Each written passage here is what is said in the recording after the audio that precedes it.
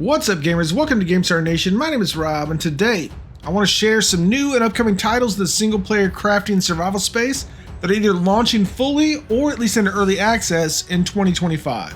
Only one of these titles seems to be getting any real attention lately, so I like to spotlight some of the other interesting titles. Most of these games are flying right under the radar, despite trying to be seen by everyone. It wouldn't be fair, though, to at least not include the big dog looking to carve its initials in the survival space. So first, let's talk about Atomfall. Released March 27th, Atomfall drops you into an alternative universe where a nuclear disaster has recently occurred and 5 entire districts have been isolated in quarantine. This is now the world you live in. You'll scavenge, craft, and barter your way through each district zone, with exploration not only being possible, but often rewarded. It's pretty common to hear people attempt to compare it to Fallout or Metro or any of the other popular post-apocalypse games, but naturally, it is its own beast that hopes to be the standard itself one day, when future survival games are compared to it. Rather than trying to replace Fallout, it's looking to be peers with it, as well as the other greats. Will Atomfall be able to pull it off and be worth remembering? Only time will tell, but you can form your opinion right now if you own a PC, Xbox Series X or S, an Xbox One, or subscribe to Xbox Cloud Gaming. This next title is one that I've been keeping an eye on for a while, that I think will be a real gem. As One We Survive is a story-driven survival game that is due to release this year. It tells the story of a father forced to leave his safe home and scour a post-apocalyptic wasteland in search for a cure for a sick daughter. You'll meet NPCs along the way that can be befriended and join you in your quest, or can bring it to a screeching halt. The game seems to have a real attention to detail, and the animations are lifelike and smooth. I like the low poly art style that's become popular with indie devs, but this one's one of the best looking ones, in my opinion. The game developers are currently focused on a Steam release for PC, but a port to console is a possibility in the future. Honestly, the game already looks better than most games that release to early access. It looks like they're really going for some extra spit and polish, I think, or at least hope that it's going to pay off. I know, though, that I'll be in line to find out. For something more peaceful and serene, Under Canopies looks to give you an almost Garden of Eden style survival experience, where it's down to purely being one with nature.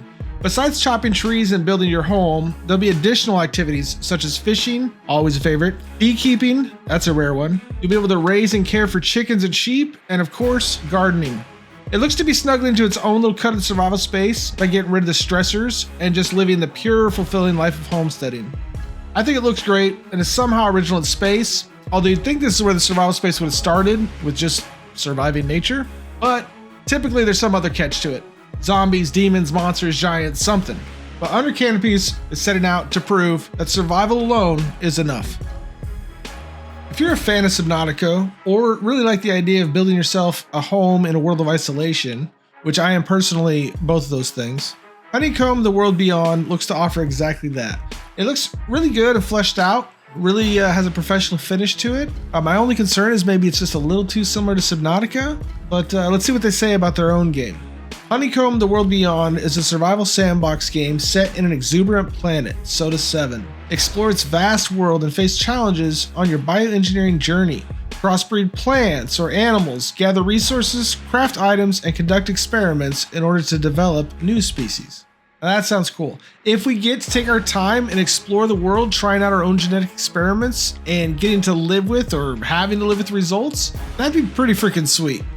Well, it's due out later this year. We'll all get a chance to find out. It's coming to Steam, Epic Games, PlayStation 5, and Xbox Series X and S. Now, there's no high-techery in this next one. Face the unrelenting brutality of nature in short snow. After barely surviving a plane crash, you find yourself stumbling through the wilderness trying to simply survive at all. You'll face savage wolves, the bitter cold, and unending hunger, all while hoping to avoid a mysterious virus that paralyzes its victims and leaves them motionless in the freezing wilds. Some of the key features of this game include managing hunger, thirst, and hypothermia. You can gather resources, build shelters, craft tools. You'll encounter dangerous predators which you have to learn to outsmart or outfight. You'll be able to explore the wreckage of your crash and uncover the mystery as to what happened in the first place. I don't know, it looks tough, it looks brutal, it looks pretty cool. This is a single developer, so one person has worked on this game, which is shocking to me because it looks really good. It looks further along than a lot of other games. I'm definitely down to check it out. Short Snow comes to PC April 18th, 2025. You can check the demo out right now for free, link below. On a completely different note, Dino Path Trail plops you down into a western timeline where dinosaurs never went extinct. You'll journey across a wild west full of dangers. You'll battle elements, evade predators, and confront cunning bandits. Conquer the untamed frontier or become prey in this action-packed survival roguelike. It looks pretty wild. It looks completely different from a normal survival game. I mean, the whole isometric, like top-down, action-based, kind of arcade style is completely different survival. But apparently there's crafting. Apparently you can build and customize your base and take it with you. But I'm not sure what they mean by that. If it can only go down to certain areas or, does it grow in size? I don't know. We'll all know soon enough because Dino Path Trail is due out May 9th on Steam, but there's a demo available right now. Yeah, you know where to find the link. And finally, we have In the Dragon's Wake. Stranded and alone, you must scavenge resources, craft weapons, build shelters, and fight your way through a treacherous open-world environment teeming with monsters, wildlife, forgotten temples, and derelict research facilities. Beware, you are not the only one exploring the Lost Land, for a mysterious dragon freely roams the skies and stalks the grounds and is never too far away.